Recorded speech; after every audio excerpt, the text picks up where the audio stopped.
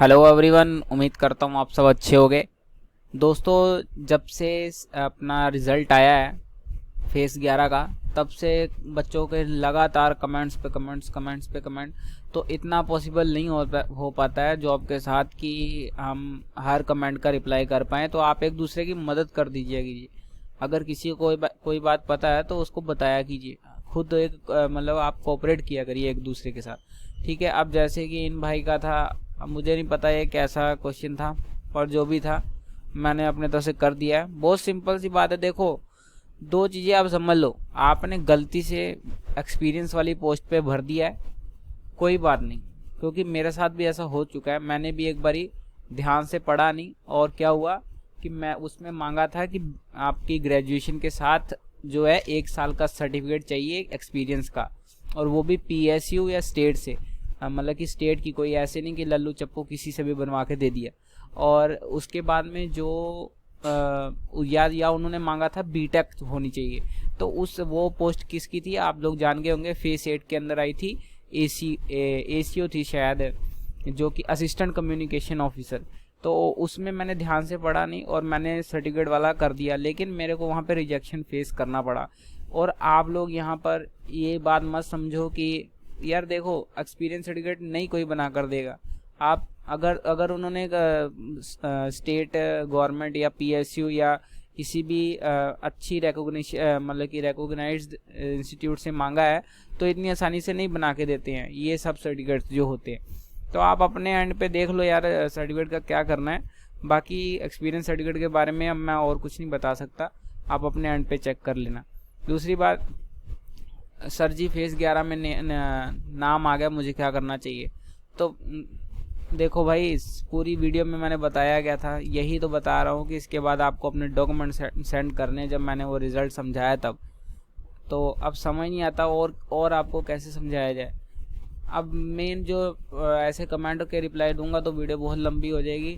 और उसके बाद में अब बात करते हैं कि देखो, जो मेन बात है कि यार डॉक्यूमेंट कौन कौन से भेजनी है, ये एक वैलिड चीज़ है कि हाँ यार किसी का डाउट हो सकता है इस चीज़ में। बाकी एक आसान ऐसे सवालों के जवाब मैं नहीं दे सकता। जैसे कि आप देखो, से यूआर से एक्सपीरियंस भी है, कोई चांस है? मैं कैसे बता सकता हूँ भाई? अगर आपको पता है कि आपके कितने मार्क्स है, उससे 20-25 ऊपर बन रहे हैं, तो फिर रखो आप उम्मीद। अगर बिल्कुल कट ऑफ के बिल्कुल पास बन रहे तो, और बिना एक्सपीरियंस वाली पोस्ट है, तो मैं कैसे उसमें बता सकता हूँ? ठीक है। अब ये बता रहा है कि इधर भाई 14,223। भाई मैंने आप देखो, इसी वीडियो के किसी कमेंट में मैंने बताया हुआ है कि जिसके रिजल्ट नहीं आए हैं, भाई मैंने चेक किया था कि कुछ पोस्ट ऐसी हैं जिनका रिजल्ट नहीं हुआ है। तो आप टेंशन क्यों ले रहे हो? अगर उन्होंने पोस्ट निकाली, या तो कैंसिल करेंगे या उसका रिजल्ट देंगे, दो में से एक काम करेंगे। टेंशन मत लो, उनके कंसर्न में आएगा, या आप ही एक मेल डाल दो, उनके कंसर्न में आ जाएगा। एक सीएचएसएल में भी ऐसे हुआ था, 1-1.5 महीने बाद इनको रिजल्ट याद आया था, तब इन्होंने 1-1.5 महीने बाद डाला था। तो उसके लिए आप बेफिक्र रहो। ये कोई बनिए की दुकान थोड़ी ना है, तो जब मर्जी किया जो डाल दिया, और किसी को मौका दिया किसी को नहीं है, सरकारी काम है। उसके बाद पूछ रहे एक भाई, सर के से भरा है। के मेरे हिसाब से कर्नाटक केरल रीजन से है, और मैं एनआर से हूँ। तो भाई जब अगर आपने के से भरा था तो केकेआर की पोस्ट है, तो केकेआर में डॉक्यूमेंट सेंड करोगे, ये मैंने वीडियो में बताया तो है। अब यहाँ पर भाई पूछ रहे 92 है 122। भाई क्या चाहते हो आप? 30 नंबर ऊपर लेकर बैठे हो। अब सुन के और आपको खुशी मिलती है कि हाँ मेरा हो जाएगा। भाई जहाँ तक है हो जाना चाहिए, बाकी श्योर कौन बता सकता है आपको। अभी एक भाई बता रहे हैं, मेरी मार्कशीट नहीं आई अभी, ओरिजिनल रिजल्ट तो आ गया है, डीवी के लिए स्पीड पोस्ट करना है 6 अक्टूबर। भाई ये आपको पहले सोचना चाहिए था कि अगर आपका रिजल्ट अभी आया है, अगर आपकी मार्कशीट नहीं आई है, तो आप उसको जाकर, आपका जो भी रिस्पेक्टिव बोर्ड है उनको जाके कहो, आप उनसे कंसर्न रेज करो। और नहीं होता है तो फिर आप क्या करोगे, जो आपका प्रोविजनल रिजल्ट आया उसको लगा दो, बात खत्म करो। ठीक है, ऐसे ही काम चलेगा। नहीं होगा तो उसके अब रिजेक्शन तो उनके ऊपर है ना। आपको एक बार स्क्रूटनी का वो मौका देते हैं, इसीलिए देते हैं कि आपकी कोई कमी बेशी हो तो आप उसको पूरा कर सको। उसके बाद में आप देखोगे कि फिर भाई का ही कमेंट है, थोड़ा कंफ्यूज है हम। अब मुझे नहीं पता क्या कंफ्यूजन है इनकी। उसके बाद आप नीचे चले जाओ भाई, ओबीसी सर्टिफिकेट के बारे में बता दीजिए किस डेट का होना चाहिए। ये भी चलो ठीक है, वैलिड है। मैंने ऑलरेडी ओबीसी सर्टिफिकेट के ऊपर एक डिटेल वीडियो बनाई है, लेकिन उसका कोई रिस्पॉन्स नहीं आया। मुझे बहुत उसके ऊपर तो ये बहुत एक्सपेक्टेशन थी, लेकिन चलो वो आप देख लेना भाई, जो भी हो आप सारे कमेंट्स का एक एक कर कर लिख कर जवाब देना मेरे लिए पॉसिबल नहीं है। उसके बाद में एप्लीकेशन, ये चलो शुक्र है किसी ने किसी की हेल्प की है। उसके बाद में लॉस्ट माई एप्लीकेशन फॉर्म, मैंने वीडियो में बता दिया था भाई कि एप्लीकेशन फॉर्म जो है थोड़े दिन में 1-2 दिन में, तो 1-2 दिन छोड़ो, उन्होंने आज ही कर दिया है, मैंने वो बता दिया। एक्सपीरियंस सर्टिफिकेट का क्या करे, कहीं जॉब नहीं की है भाई, क्या कर सकते हैं, कुछ नहीं करोगे आप, कर क्या सकते हैं हम इसमें। एक्सपीरियंस सर्टिफिकेट आपको देना पड़ेगा, नहीं होगा तो जॉब नहीं मिलेगी, और बात खत्म, इतनी सी बात है। कौन से डॉक्यूमेंट भेजेंगे जरूर, अब यही हमारी वीडियो का सेकंड टॉपिक होगा। तो बाकी जो रह गए, अब ये देखो भाई बोल रहे हैं कि सर मैंने और पर मैं रेजिडेंस हूँ NWR की स्पीड पोस्ट, देखो यहाँ पर मतलब कि आप वीडियो में मैंने बताया क्या है, या तो आप वीडियो देखते नहीं हो। अब यहाँ पे ये भाई ने तीसरा की चौथा कमेंट है 3203 में, उसमें एक्सपीरियंस रिक्वायर्ड है कि नहीं, आप बताओ, आपने अप्लाई करने से पहले देखा नहीं। चलो जो हो गए हैं, अब मेन बात है किस डेट का कास्ट सर्टिफिकेट चाहिए भाई, जो उनके मैटर वो क्रूशियल डेट होती है। क्रूशियल डेट अभी आपके डिस्कस कर लेता हूँ मैं। तो एज एप्लीकेबल ये भी वैलिड है।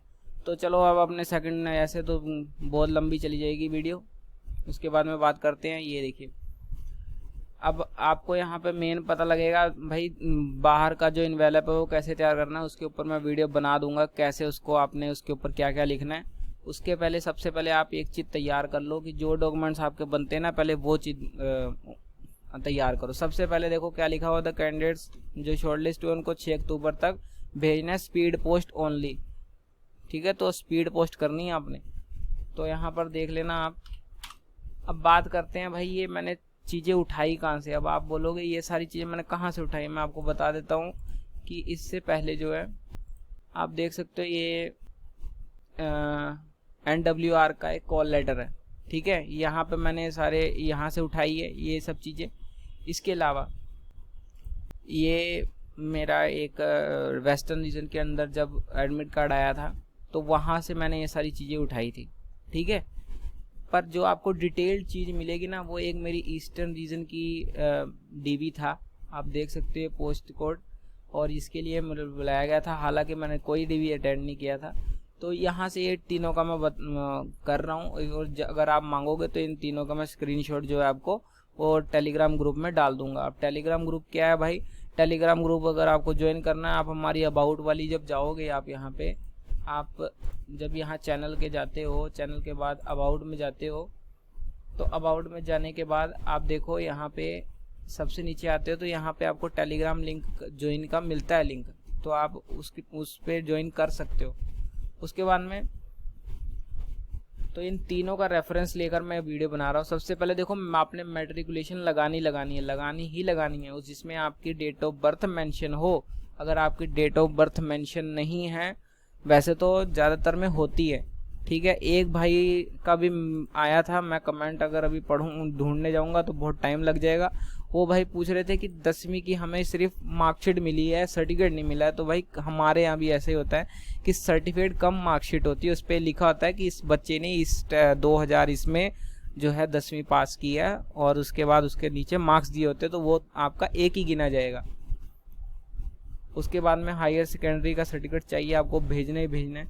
उसके बाद मान लो किसी ने डिप्लोमा किया नहीं, तो वो कहाँ से हायर सेकेंडरी का ले आएगा। ठीक है, तो थोड़ी कॉमन सेंस का जो है आप यूज़ करोगे।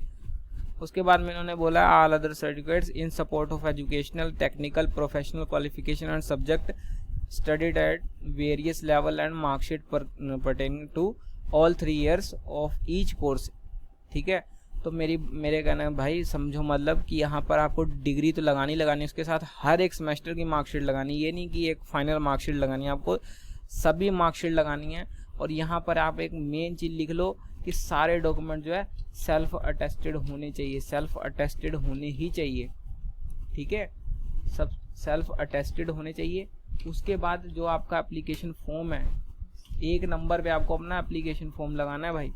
उस पर भी आपको तीनों जगह पे सेल्फ सेट, तीनों जो सेट निकलेंगे, दो पेज निकलेंगे, उनको आपने सेल्फ अटेस्ट करना है, सेल्फ अटेस्टेड एप्लीकेशन फॉर्म,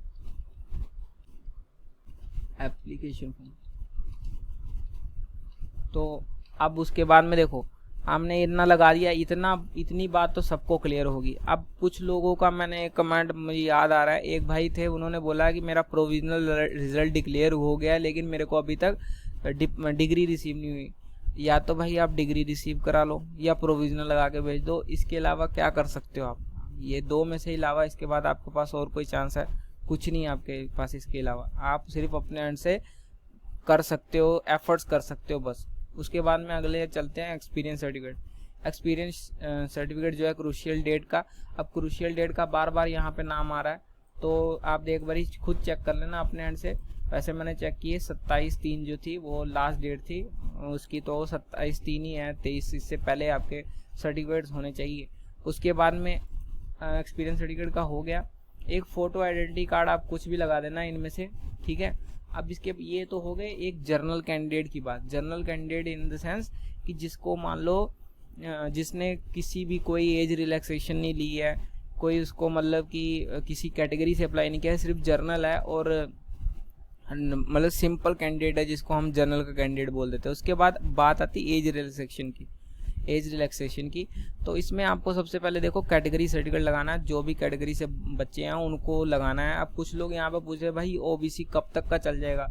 देखो फॉर्म के अकॉर्डिंग तो 27/3 से पहले का बना होना चाहिए, लेकिन कुछ केसेस में देखा गया है कि वो इतना नहीं ध्यान देते हैं जब डीबी कराते समय। कुछ लोग देते हैं, कुछ लोग नहीं देते हैं, और कुछ केसेस में देखा गया है कि उनको बाद का बना भी जो है वो चल रहा है, लोग बाद में भी बनवा कर उनको जॉब मिल रही है। तो कोई अब इसके बारे में तो ये आपको उसी समय पता लगेगा जब आप डीबी कराने जाओगे तब। इसके बारे में आपको कोई बिल्कुल ऐसे लिख कर नहीं दे सकता। हाँ, कुछ जगहों के कोर्ट केस हुए हैं और उन पे जो फैसले हैं उनको आप रेफरेंस लगा सकते हो, लेकिन कोई आपको लिख के नहीं दे सकता कोई, या मैं आपको इतनी श्योरिटी के साथ नहीं कह सकता नहीं भाई तुम जाओ भाई ऐसे, तो ये नहीं होने वाला काम। उसके बाद में जो लास्ट है वो एक्सेप्शन है, मतलब कि कुछ होंगे कुछ बच्चे नहीं होंगे। जो भी यार एज रिलैक्सेशन जो भी आप ले रहे हो ना उसका आपको लगाना है। अगर आपने उसका नहीं लगाया तो वो भी आपके रिजेक्शन का कारण बनेगा, और बाकी आप देख लेना। इसके अलावा मेरे अकॉर्डिंग और कुछ नहीं बचता, लेकिन फिर भी वीडियो में अगर किसी को लगता है कि नहीं यार कुछ चीज़ें मेरे से छूट गई हैं तो आप भी कमेंट सेक्शन में बता सकते हो। मैं देखता हूँ कमेंट, ऐसा नहीं है, लेकिन हर एक ही बार को बार पूछने से मैं नहीं दे पाता हूँ रिप्लाई, क्योंकि मुझे भी काम पे जाना होता है और उसके अलावा उसके बाद मैं थोड़ा टाइम निकाल कर ये वीडियो शूट कर पाता हूँ। और इसके बाद अब आपको जो दूसरी वीडियो मिलेगी वो आपको मिलेगी कि जो इनवेलप है उस पर क्या क्या लिखना है, ठीक है। और यही था इस वीडियो में। बाकी और कोई डाउट हो, जेन्युइन डाउट हो जो किसी ने ना पूछे हों तो वो आप कमेंट सेक्शन में पूछ सकते हो। मेरे से स्पेशली पूछकर कोई दिल को तसल्ली मिलती है, तो मैं ऐसे कमेंट को नहीं रिप्लाई कर सकता भाई, इंपॉर्टेंट कमेंट को ही रिप्लाई कर सकता हूँ। Thank you very much.